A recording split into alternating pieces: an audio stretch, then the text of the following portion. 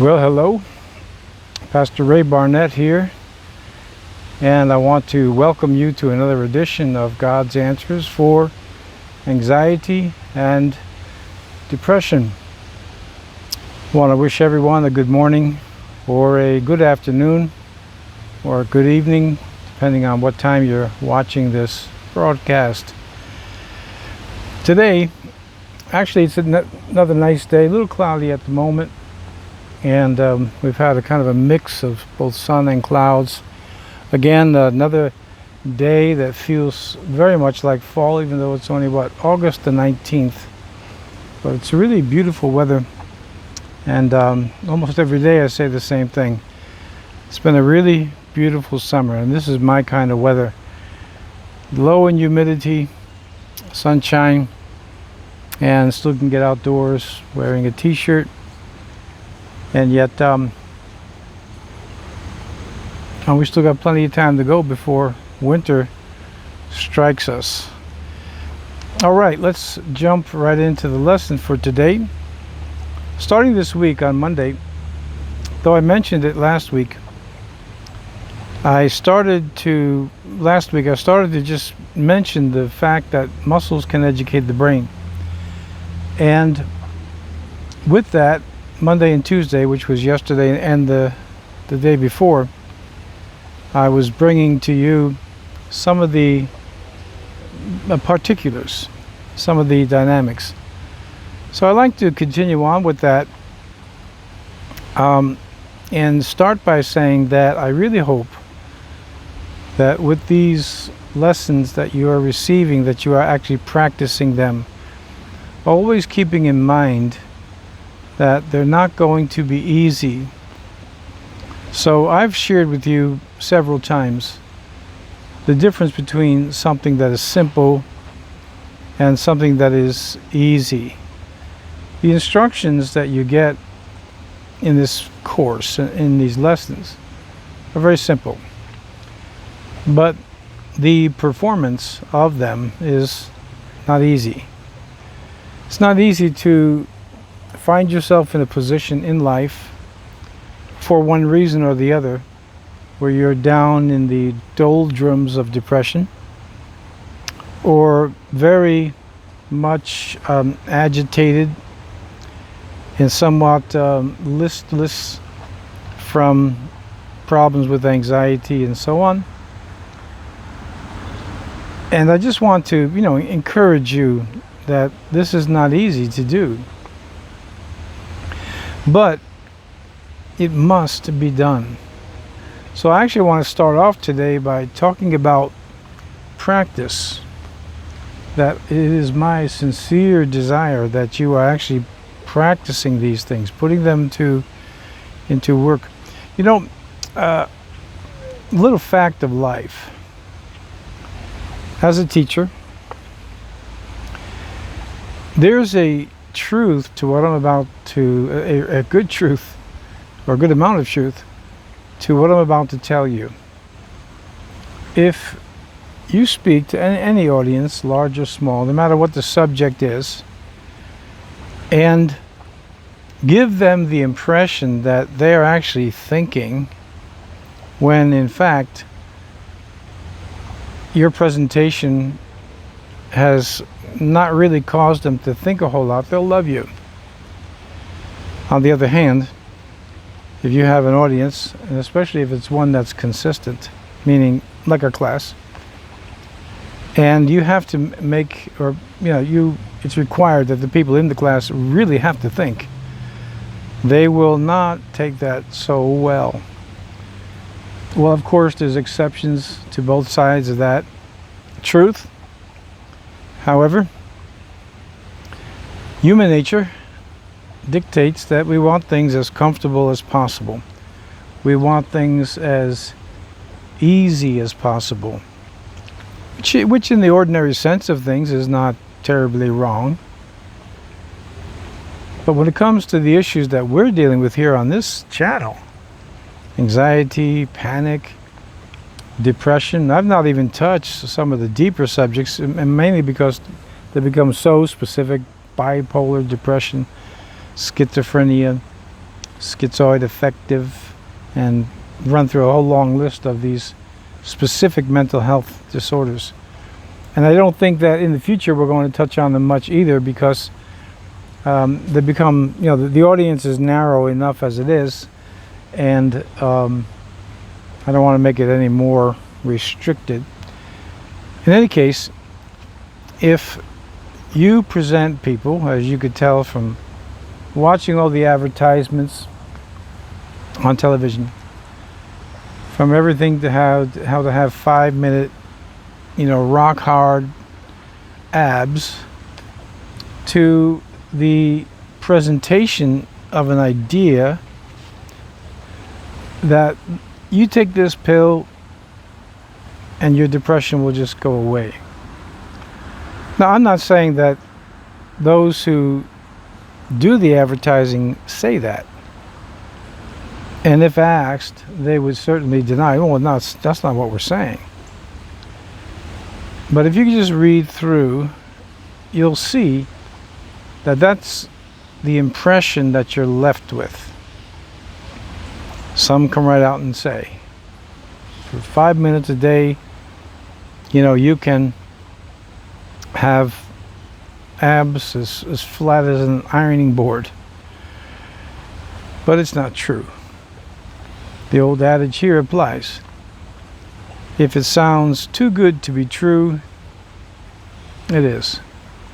Now, there are exceptions to that, and I've actually found them in my own life. Something that just is advertised as being something that sounds like too good to be true, and it turns out that it is true. But those are exceptions. Okay. So, it is incumbent on you to practice. Now, for me, on my end of the camera, what this means is that we will either lose subscribers, or those who keep their subscription to the channel going won't be tuning in much. Again, human nature. We're looking for a type of, reluctant to use the word euthanasia, but we don't want things that are difficult, and that's human nature. It's not just being an American. It's part of our nature as human beings. But if you haven't learned this already, regardless of your age, then let me be the first to inform you. Most everything that is truly worth accomplishing takes work. Old-fashioned, hard work. And I can name a number of things right off the top of my head, of which I've done, and some which I'm still doing. It just simply takes a lot of work to become proficient, or to use the word perfect, to perfect some art, to perfect some habit, which is what I'm aiming at here with you. It takes a lot of work. And human nature shuns that. We just don't want that. And so I'm trying to exhort you to make sure that you are practicing these lessons. And if you do, then you're going to be up against it in the respect of your symptoms not wanting to let go of you, and that's in a manner of speaking. They're not going to want to let go of you so easily. So, it is definitely a temptation to give it a few tries. It's not working, and you give up on it. And that would be very unfortunate, because you'll be stuck where you either were or are when we first were introduced here on this channel. And honestly, that's not what I want to see for you. As I said last week, I think, sometime, you want to get to the point where you are sharing a testimony of what used to be, of how you used to be anxious, of how you used to have depression, of how you used to have panic attacks, anxiety attacks. I know that the majority of you watching right now still have them.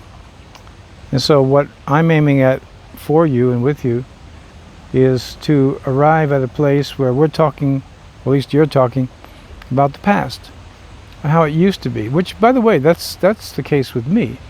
I've already told you that whatever I'm sharing with you, I have experienced and then some, but I don't have it anymore.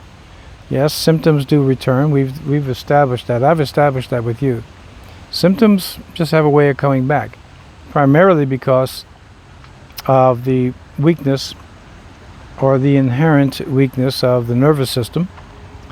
But with a lot of practice and a lot of experience, you already understand that taking the proper steps, this setback won't last long. That said, when you're able to do that, you can consider yourself cured. Keeping in mind that symptoms do return, but if you handle them properly with principles that I'm giving you, and yet many more to come, you will and you can consider yourself to be cured. I told you the story of a woman in our church who was in my class, the same one that you're taking here. The disadvantage that we have is that there's no feedback coming from you to me, except what you write as a comment or the emails that I get. But if we were sitting around at the table, it would be much more advantageous, because I can address your question right there and turn it into a whole lesson, which is what I did with my renewed class years ago.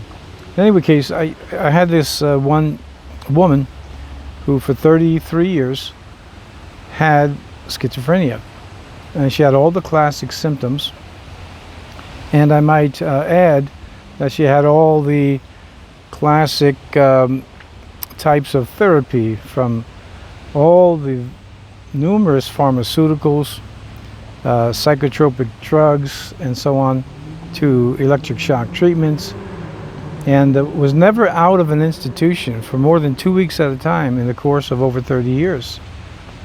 Well, I guess many people would, and maybe they did, write her off as a hopeless case. Nothing that can be done. And just through the teachings that I'm giving you, no different. Other than the fact that we were always face to face, and yeah, that is a distinct advantage. I admit that. However, the same teachings you're getting, she got. And in the course of a few years, she was told by her psychiatrist that there was no need for her to return back for any more sessions. And one of the most amazing things, along with the fact that she overcame the symptoms of schizophrenia. If you don't know anything about schizophrenia, look it up and look at the symptoms. She had them all, and they all disappeared. And I still hear from her. That alone is, well, I could call it miraculous. But what is almost equal to that is to be able to get off medications like Haldol, Thorazine, and so forth, because once you're on them for a long period of time, 10, 20, in her case 10, 20, 30 years, the body is so, and it's not an addiction as much as it is just that the body just depends on it. You really have slim chances of ever getting off the medication. Now that's without God. Remember, this channel is God's Answers, _God. God's Answers for anxiety and depression. And so she was without a doubt the most dramatic result that we achieved in the class that you're getting here. A woman diagnosed properly with schizophrenia, with all the symptoms that are classic of schizophrenia, able to be totally free. And just from the simple teachings that I'm giving you, though I must say, though these teachings are simple, and I really hope that in your eyes that they're not too simple and you're looking for some complex answer, which textbooks seem to accommodate those type of things. They concentrate on the most unique cases. They concentrate on the the cases that I would say are most interesting, which most schizophrenics fall into that category. You know, I could say the same thing of this COVID-19. The media seems to be fascinated with the most intriguing cases, and in almost every instance, the association has been made. COVID-19 and death, they're equal, and they're not. 0.04% of the United States, in the United States of America, is the mortality rate from COVID-19, and 80% of those people would have died this year anyway because of their age and their conditions. What am I saying? That with God, all things are possible. And so I bring up this sister's story of overcoming schizophrenia from the very, from the very same teachings you're getting. So to some who have probably already dropped out of the class and didn't notify me, these were too simple. That preacher there, it's too simple.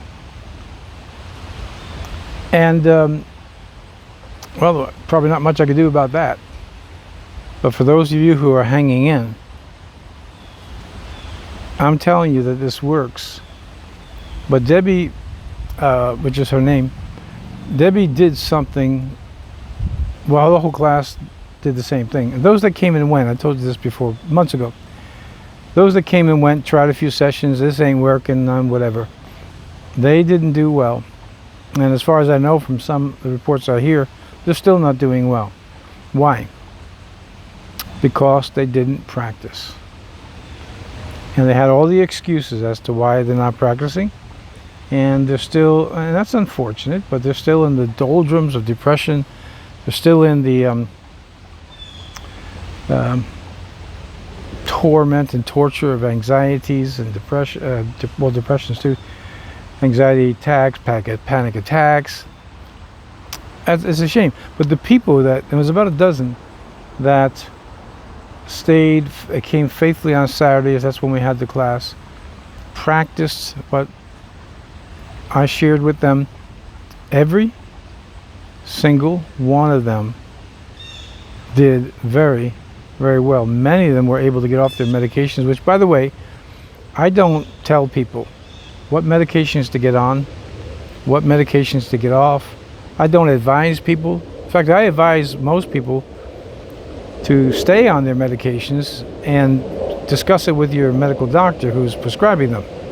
Whether it's a psychiatrist or your family doctor, you need to be under supervision when you start to, decide to get off medications.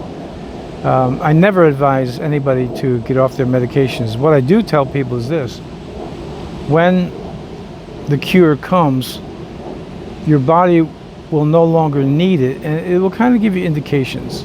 But again, you do that with your medical doctor, the one that's prescribing the medications, and follow his advice or her advice, or get another doctor, one that you trust. So 12 people, the most dramatic of all was the woman with schizophrenia, and all 12 made great progress. So much so that I'm thinking through those that I had around the table there. I don't know of one case where I could say they've not been totally delivered.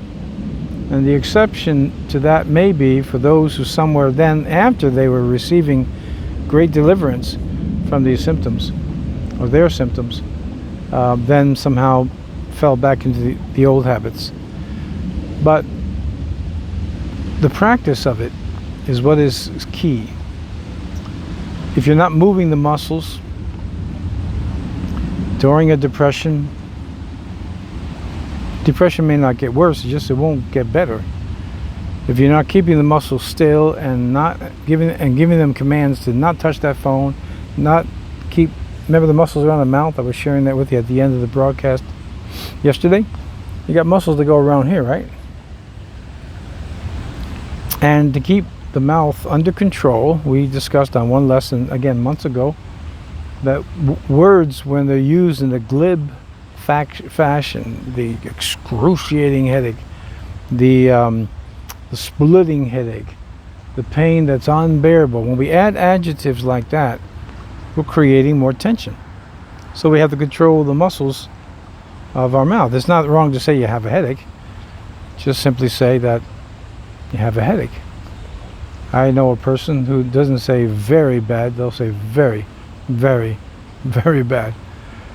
I don't know if it's true or not. I just know that when you use those type of adjectives, that it has a tendency, again, to affect the brain, creating more tension in the muscles, and then your symptoms likely grow worse. And if they don't, they just simply don't go away. You're stuck with them. Practice. You've got to, as difficult as it is, and I acknowledge that.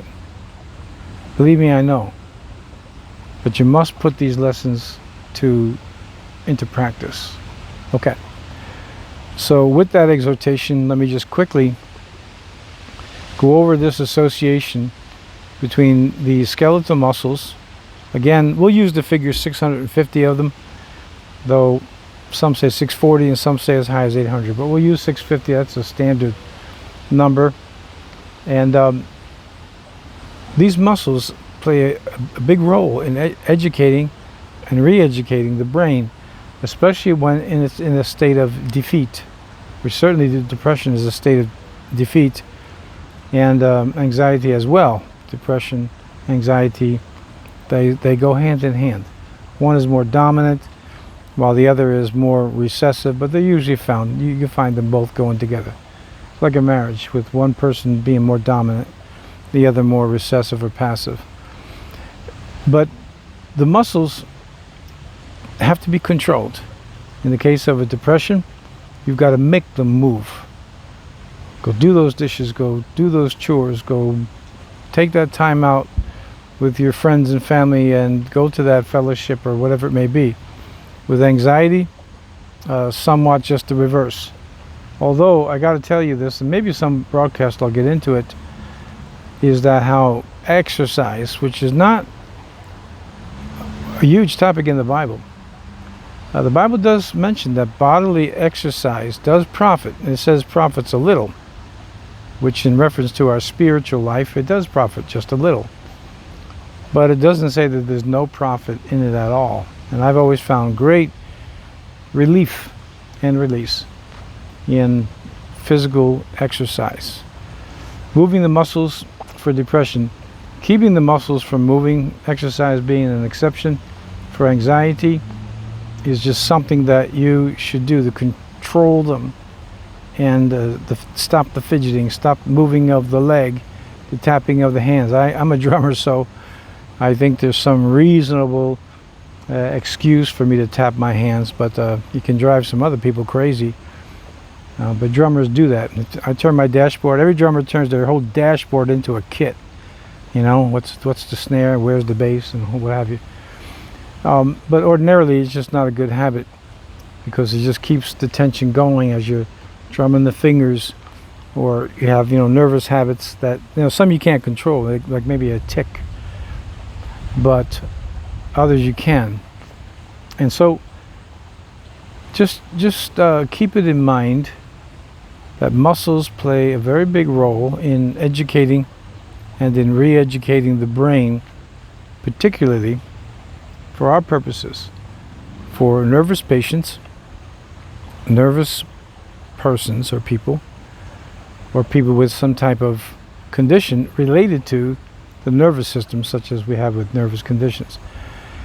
So practice what I'm sharing with you. I don't think I've mentioned on these broadcasts about the prayer life. Pour your heart out onto God. But even then, God is not, his memory is not God is not feeble. His memory is not feeble. He remembers what you said 10 years ago, 20, 30, 40 years ago. He remembers. But you could talk to God, tell him your concerns. But I always try to turn my prayer life into a very positive experience by accenting, God, I thank you that you have heard my prayers for so and so and so and so.